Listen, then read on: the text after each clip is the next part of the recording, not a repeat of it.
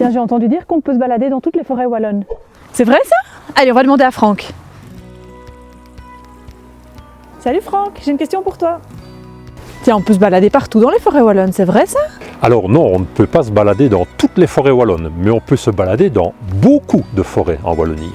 À qui appartiennent les forêts wallonnes? La moitié de la forêt en Wallonie appartient à des propriétaires privés, donc à des particuliers.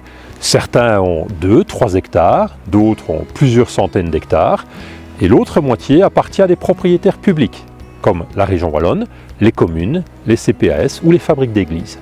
On peut se balader aussi dans les forêts privées? Alors dans les forêts privées, par définition, elles ne sont pas ouvertes à la circulation du public. Donc le principe, c'est qu'une forêt privée reste effectivement un endroit où on ne peut pas circuler. Si ce n'est que dans certains cas, une forêt privée peut être traversée par une voirie qui, elle, est ouverte au public. Est-ce qu'il y a un outil qui réglemente la circulation en forêt?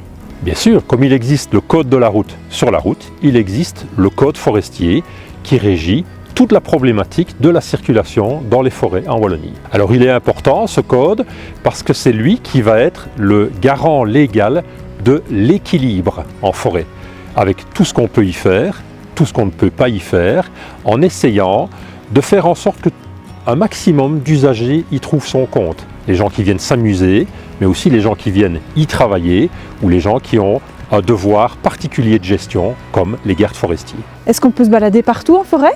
Qu'est-ce qu'on peut faire exactement? Alors on ne peut pas se balader partout en forêt, on peut se balader dans beaucoup d'endroits. Le principe de base de la circulation en forêt est celui de la circulation sur les voies ouvertes à cette circulation. Les sentiers, les chemins, les routes.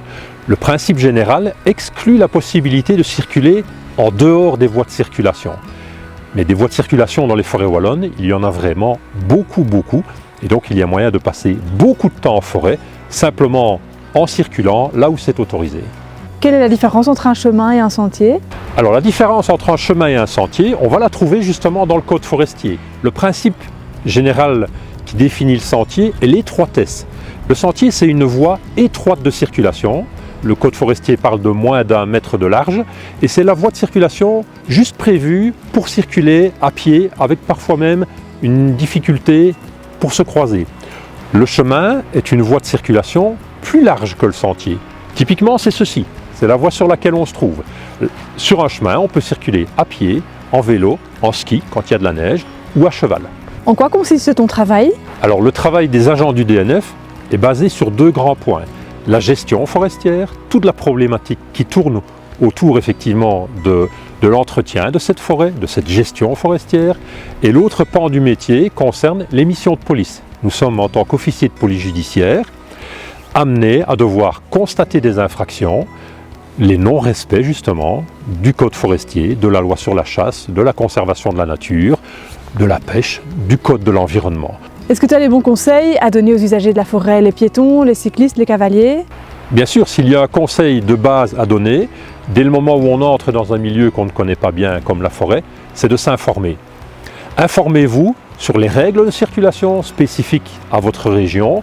Prenez le temps de lire les panneaux d'information qui se trouvent souvent aux entrées des forêts.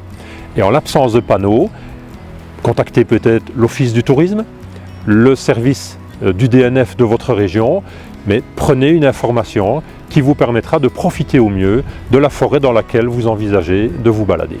Le principe de base, c'est le bon sens et le respect. Merci pour tes conseils. Eh bien, je ne savais pas qu'on avait un tel rôle à jouer dans le respect de la forêt.